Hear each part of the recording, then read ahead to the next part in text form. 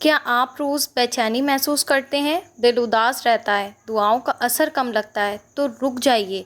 आज मैं आपको एक ऐसी थेरेपी बताने जा रही हूँ जो सिर्फ लफ्ज़ों की तकरार नहीं है, बल्कि आपकी ज़िंदगी का सुकून है, आपकी रूह का इलाज है। यह है दरूद इब्राहिम के साथ एक सांसों वाली हीलिंग थेरेपी जो आपकी ज़िंदगी बदल सकती है। अस्सलाम वालेकुम एवरीवन, मेरा नाम है नूर ASM। तो जी, जैसा कि आप सबको मालूम है कि मेरे चैनल पे बेशुमार दरूद शरीफ के फ़ायदे, मौजज़े और कसरत से पढ़ने वालों के वाक़यात सब कुछ मैं आप लोग के साथ में जो है शेयर करती हूँ। दरूद पाक के वो राज जो आप लोग की ज़िंदगी बदल देते हैं। लेकिन जी, उससे पहले मेरी एक छोटी सी रिक्वेस्ट है आप सबसे। मैं कभी नहीं कहती मेरे वीडियो को लाइक करें, लेकिन दरूद पाक के मेरे और हर चैनल के वीडियो को लाइक ज़रूर कर दिया करें, क्योंकि ये आपकी मोहब्बत को रिप्रेजेंट करता है और ये रिप्रेजेंट करता है कि आप रसूल अल्लाह सल्लल्लाहु अलैहि वसल्लम से और अल्लाह पाक से आपको कितनी मोहब्बत है। और स्पेशली जब दरूद पाक के कोई आपको बेशुमार फ़ायदे बता रहा हो, क्योंकि मेरा मानना पर्सनली यह है कि दरूद पाक पढ़ने की तौफ़ीक, सुनने की तौफ़ीक उनको मिलती है जिनको अल्लाह सुब्हाना व तआला चुन लेते हैं, वरना हर ज़ुबान पे दरूद पाक का इस्तग़फ़ार का ज़िक्र आता ही नहीं है। आप देख लीजिए कि बेशुमार लोग ऐसे हैं जिनको आज भी नहीं पता कि दरूद पाक होता क्या है। तो अल्लाह पाक का शुक्र अदा करें कि अल्लाह पाक ने हमें दरूद पाक पढ़ने की तौफ़ीक दी, सुनने की तौफ़ीक दी। क्योंकि जब हमें हिम्मत मिलती है आपके लाइक से, आपके कमेंट से, तो हमारा दिल ये चाहता है कि हम आपके लिए और भी ज़्यादा बेस्ट वीडियो लेकर आएँ और भी ज़्यादा फ़ायदे आपको बताएं जो आपको दरूद पाक के बारे में नहीं पता और आपकी ज़िंदगी बदल जाए। बहरहाल उम्मीद करती हूँ कि आप मेरी बात समझेंगे। इसी के साथ मैं आज का वीडियो जो है वो शुरू करती हूँ। तो देखें जी, दरूद इब्राहिम की जो ब्रीथिंग थेरेपी है ये सिर्फ लफ्ज़ों तक महदूद नहीं है। ये एक रूहानी निज़ाम है, एक हीलिंग है, एक नूर है जो आपके दिल को बदल देता है। मिसाल के तौर पर अगर किसी इंसान के अंदर बहुत ज़्यादा नेगेटिविटी भरी हुई है, नेगेटिव थॉट्स आते हैं, या उसके अंदर कोई शैतानी चीज़ है, उसको किसी ने जादू करके कुछ खिलाया हुआ है, या फिर अक्सर किसी के साथ मसला होता है नज़र का, या किसी के साथ मसला होता है असरात का, किसी के साथ मसला होता है जी जिन्नात का, ये उसको बिल्कुल जो है वो ब्रेक कर देगा, ख़त्म कर देगा। या बहुत सारे लोग होते हैं कि ओवर थिंकिंग का शिकार होते हैं। एक चीज़ होती है जो प्रॉब्लम मुझे थी एक टाइम पे, उसका मुझे उस टाइम पे नाम नहीं पता था कि उसे क्या कहते हैं, लेकिन अभी हाल ही में मैं एक दिन बैठी थी तो मुझे किसी ने बताया कि उनको जो है वो थॉट्स रेसिंग की प्रॉब्लम है, माइंड रेसिंग की प्रॉब्लम है। तो मैंने बोला कि वो क्या होता है, तो उन्होंने वही प्रॉब्लम बताई जो वो मुझे थी, कि उसमें दिमाग जो है ना वो इंसान का चलता रहता है, थॉट्स ख़त्म नहीं होते। वो सो के उठता है, उसे ऐसा लगता है कि उसकी बॉडी सो रही थी, वो सो रहा था, लेकिन उसका ब्रेन जो है ना वो नहीं सोया। बड़ी बहुत बेकार कैफियत होती है ये, बहुत ज़्यादा पेनफुल सिचुएशन मेरे ऊपर ये गुजर चुकी है, मुझे पता है बहुत ज़्यादा ये पेन देती है। बहरहाल किसी को ये वाला मसला हो, या किसी को कुछ ऐसा मसला हो कि उसका मन करता है वो सुसाइड कर ले, मेंटल इलनेस हो, पैनिक अटैक्स आते हो, डिप्रेशन हो, एंजाइटी हो, ओवरऑल कुछ भी हो, वो ये थेरेपी करेगा, उससे ज़रूर फ़ायदा होगा। इसको फर्स्ट टाइम करने पर ही आपको ऐसा फ़ील होगा कि आपका दिल बहुत हल्का हो गया, दिमाग बहुत हल्का हो गया, आपकी रूह में जो है वो सुकून उतरने लगेगा। देखिए जी, कुरान पाक में सूरह अल अहज़ाब में अल्लाह पाक क्या फरमाते हैं कि जब खुद अल्लाह और उसके फ़रिश्ते नबी करीम आप रसूल अल्लाह सल्लल्लाहु अलैहि वसल्लम पर दरूद भेजते हैं, तो सोचिए अगर हम इस इबादत को अपनी ज़िंदगी का हिस्सा बना लें तो क्या असर होगा। दरूद इब्राहिम को सांस के साथ मिलाकर पढ़ना एक स्पिरिचुअल ब्रीथिंग थेरेपी बन जाता है। इनहेल में अल्लाहुम्मा सल्ली हम पढ़ते हैं और एक्सेल में अल्लाह मोहम्मदिम व अला आले मोहम्मद पढ़ते हैं। पूरा प्रोसेस मैं आपको वीडियो के एंड में समझाऊंगी कि ये प्रैक्टिस आपने किस तरह से करनी है, किस तरह से जब आप इस प्रैक्टिस को शामिल करेंगे अपनी ज़िंदगी में तो आपकी ज़िंदगी के मसले बिल्कुल ख़त्म हो जाएंगे। दिल की घबराहट, एंजाइटी, बेचैनी, जो कुछ मैंने वीडियो के शुरू में बताया सब कुछ ओवरऑल ख़त्म हो जाएगा, आपकी रूह पाक होने लगेगी।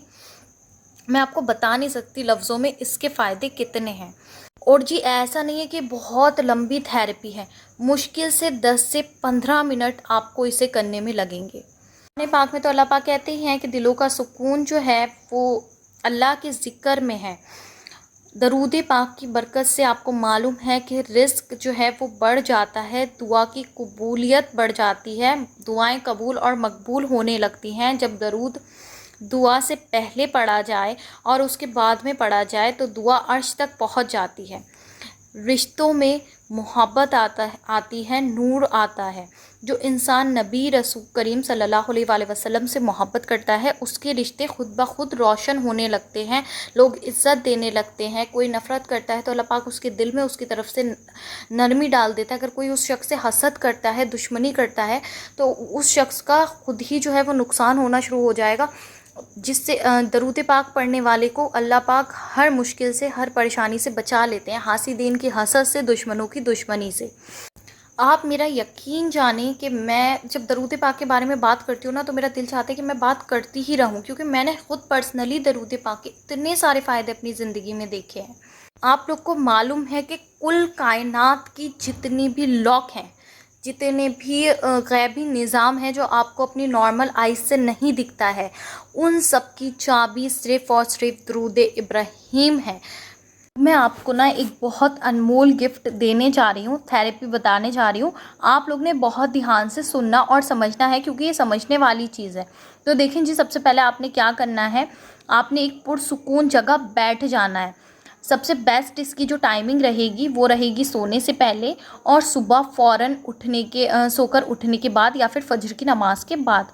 तो आप अपने बेड पर भी बैठ सकते हो, या फिर आप जो है वो नमाज पर भी बैठ सकते हो, एज़ यू विश। उसके बाद आपने क्या करना है कि बिल्कुल स्ट्रेट बैठ जाना है, अपने कंधों को स्ट्रेट करना है, अपनी बैक को स्ट्रेट करना है, बॉडी को रिलैक्स्ड करना है। वज़ू की और बिना वज़ू की भी कोई शर्त नहीं है, जैसे मर्ज़ी हो बैठ जाना। उसके बाद जी आपने जो है ना वो अपनी आँखों को कर लेना है बंद। अपने अंदर जो है ना आपको तवज्जो देनी है, अपने सारे गुनाहों को याद करना है। फिर आपने 2 मिनट के बाद जो है फ़ौरन से आपने अल्लाह पाक के निज़ाम को याद करना है, रहमतों को याद करना है। जैसे सूरे रहमान में अल्लाह पाक फरमाते हैं, और तुम अपने रब की किन किन नेमतों को झुटलाओगे बेशक। तो आपने इस तरह की जो भी अल्लाह पाक की ऐसा निज़ाम है, खूबसूरत पहाड़ हैं, फूल देखें आप जब खिलता है तो उसे कौन ग्रो कर रहा है, ये सारी चीज़ों को आपने इमेजिन करना है अच्छी तरीके से। उसके बाद जी आपने सांस लेना और छोड़ना शुरू करना है। गहरी सांस सबसे पहले आप लेंगे अपनी नाक से, 4-5 सेकंड जो है ना उस सांस को आपने रोकना है। सांस लेते वक्त सांस को रोककर आप अपने दिल ही दिल में पढ़ेंगे अल्लाहुम्मा सल्ली। ओके जी, दोबारा से बता रही हूँ, गहरी सांस लेनी है, अपनी गहरी सांस आपने नाक से लेनी है, 4-5 सेकंड रोकनी है। सांस लेते वक्त जो है वो आपने अपने दिल में ही पढ़ना है अल्लाहुम्मा सल्ली। कोशिश कीजिए जी कि 2 सेकंड तो एटलीस्ट आप सांस को रोक लें, वरना आप स्किप भी कर सकते हो। अगर आप नहीं रोक पाता है कोई इंसान तो वो स्किप भी कर सकता है। उसके बाद आपने आहिस्ता से जो है ना वो सांस को मुंह से छोड़ना है, यानी कि एक्सहेल करना है। फिर आपने सांस छोड़ते वक्त दिल में पढ़ो अल्लाह मुहम्मदिम व अला आले मोहम्मद, यानी दरूद इब्राहीम को पूरा जो एक लाइन है उसकी वो कंप्लीट करनी है। इसी तरीके को आपने 11 मरतबा, 33 मरतबा या 21 मरतबा, जितना भी हो सकता है ताक अदद के अंदर, यानी कि जो सीक्रेट डिजिट्स होती हैं इसमें जो है ना आपने इसको पढ़ना है। और उसके बाद आपने रिलैक्स हो जाना है। और ये करते वक्त ना कोशिश करना कि एक पानी की बोतल या ग्लास में स्पेशली जो है वो पानी निकाल के रख लीजिए, और वो पानी आपने पी लेना है, और उसके बाद आपने सो जाना है। एक ज़रूरी बात और, आपने इसको करते टाइम थेरेपी को कोई डिस्ट्रैक्शन अपने पास नहीं रखना, कोई मोबाइल फ़ोन, कोई भी ऐसी चीज़ जो आपको डिस्टर्ब करे, कोई आपको किसी से बात नहीं करनी। ये थेरेपी करने के बाद मोबाइल चलाने मत बैठ जाना, हो सकता है कि इसके दौरान जो है दरमियान में आपको दीदार मुस्तफ़ा हो जाए। इसलिए कोई भी जो डिस्ट्रैक्शन है वो आपने अपने पास नहीं रखनी है। ये थेरेपी करने के फ़ौरन बाद जो है आपने आँखें बंद करके दरूद इब्राहीम पढ़ते पढ़ते सो जाना है। फिर आपने मुकम्मल दरूद इब्राहीम पढ़ना है जब ये आपकी थेरेपी पूरी हो जाएगी। कुछ भी समझ में नहीं आया मुझसे दोबारा कमेंट सेक्शन में पूछ लेना। इसी के साथ मुझे दीजिए इजाज़त। मुझे और उम्मत मुस्लिमा को लाज़मी अपने दुआ में याद रखना।